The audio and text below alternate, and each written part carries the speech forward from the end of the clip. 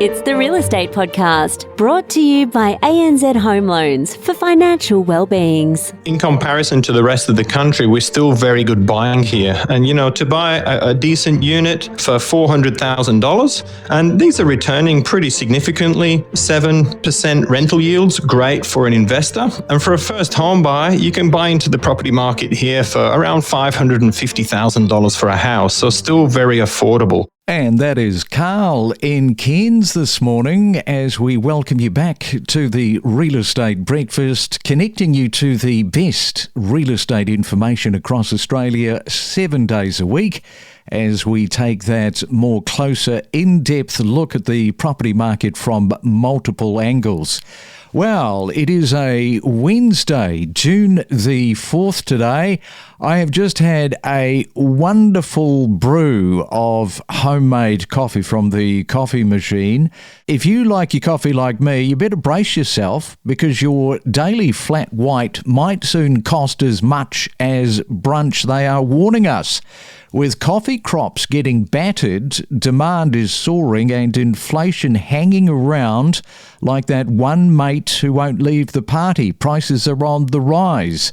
Aussie cafes, all 27,000 of them around the country, are feeling the squeeze, with some warning, yes, $10 for a cup of coffee. So the next time that you take a sip of your coffee, remember, it's not just coffee, it's a global survival story in a takeaway cup.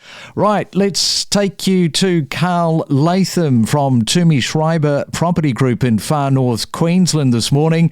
Welcome to you, Karl. Welcome to the Real Estate Breakfast. Do you like your coffee? Thank you very much. Good morning. I'm quite partial to a morning coffee to get the coffee beans to give me a kick for the day and get ready for a big day in real estate, that's for sure. But talking about $10 a coffee, I think that's going to break the bank for a few people with a bit of caffeine addiction, don't you? With the COVID, I didn't used to own a coffee machine because I would go out for lunch every day to my favourite cafe. But when we were in lockdown, it was a case of, I better buy myself a coffee machine. And so the amount of coffee that I actually buy is reduced, but it's going to affect you at home because they're coffee beans regardless. Yeah, that's true. But it's the vice, isn't it? It's the vice. It's one thing or another. I don't think it will steer people away from coffee. Maybe they'll brew their own, but you can't fight off those caffeine demons when they come to call in the morning, wanting to wake you up. What do you think?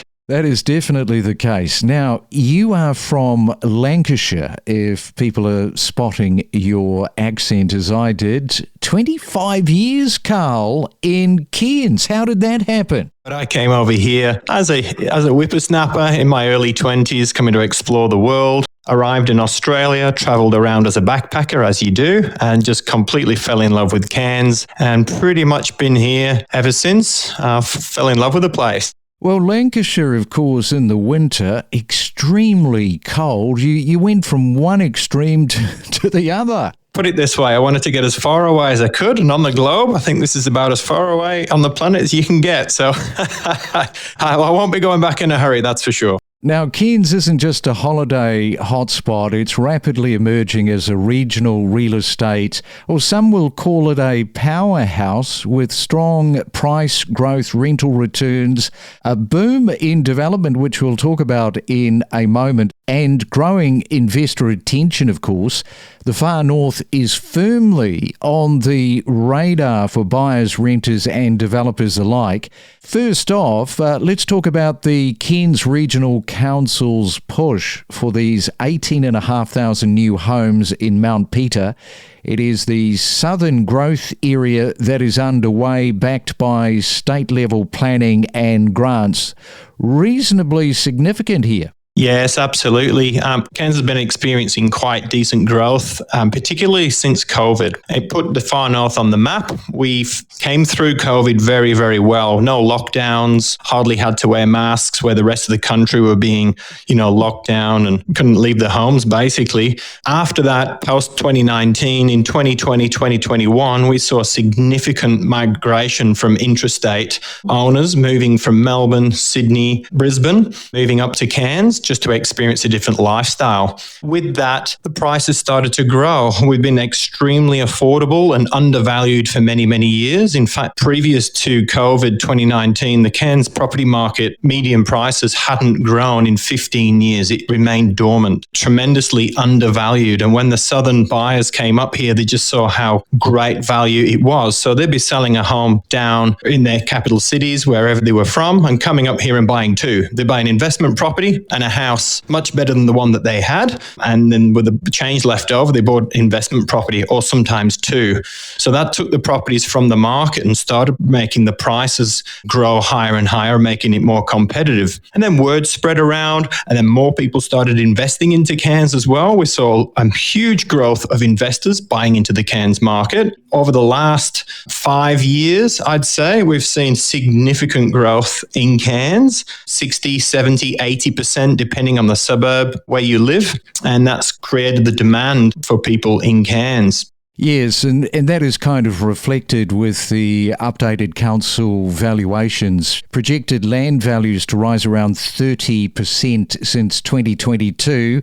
Just in terms of the hotspot casino acquisition battle, the billionaires, they are contending and eyeing the Reef Hotel Casino in Cairns with over $200 million proposals under negotiation, so that's pretty significant. We are talking to Karl there in Cairns. We'll come back with more after this. Every morning from 6 a.m, we bring you the latest real estate news with diverse perspectives from leading industry experts. We deliver the most property podcasts across Australia every week. And right now it is time for another property tip. And recently we were talking to Monique up there in far north Queensland in Atherton. And you've got a property tip when it comes to buying larger blocks of land. Yes, I do. So when you're buying larger blocks of land, it's important you ask, can it be connected to power, mains power? If not, still doable, but knowing that up front is a really good indication, because sometimes power can obviously cost a bit to set up to. So knowing what cost you're going to be looking at. Water too, making sure it has access to water.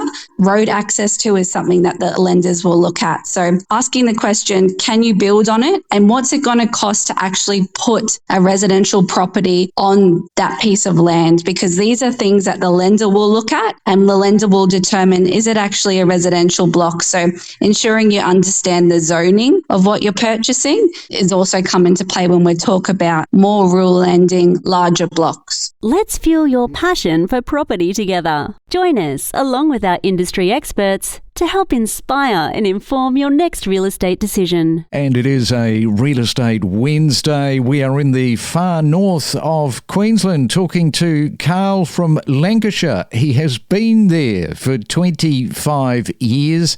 His words, not mine, as a whippersnapper in his 20s. He moved into Cairns and never moved out. Karl, destinations like Cairns are among the 25 Aussie regions predicted to see over 10% capital growth in 2025, driven by demand outpacing supply. Let's just run through the median house price in Cairns and also the unit price. So yes, we have seen tremendous growth since 2019, 2020, COVID, when people were moving up here. And because we're kind of landlocked, really, the geographical layout of Cairns, we have the mountains to the west, we have the ocean to the east. The northern beaches are pretty much completely overdeveloped. There's not much space to develop. So that south side there in the southern growth corridor is where it's all happening. But what that's done is this is taking time, because there is infrastructure required down there to expand into those 18,500 homes, which is going to take some time. So the push is on established homes at the moment, which is very attractive. Currently, we're sitting around 680, 690,000 for the median house prices in Cairns, and the units are sitting around 395,000. That's about a 15 year-on-year increase from last year already. And the hotspot we're seeing in the Cairns market is sitting with houses, particularly the $550,000 to $650,000 price point is extremely competitive. We're seeing very, very short supplies that's listed on realestate.com and Domain on the websites. So much so that pre-COVID, we would generally see around 3,000 properties available at any one time in the Cairns greater region. And currently it's sitting around 600. Massive contrast there. And that's where the interest is.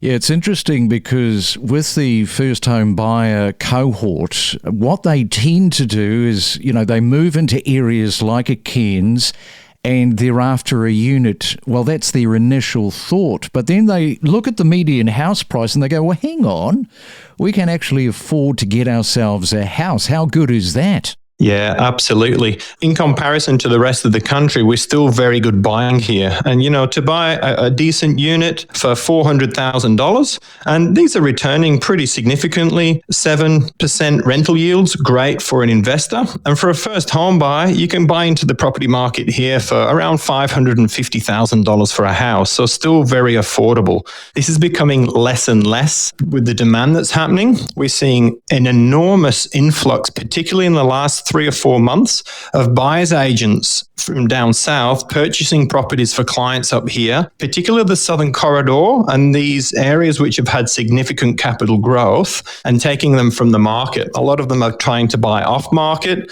and it's creating more competition from buyers with the residual properties that are left over.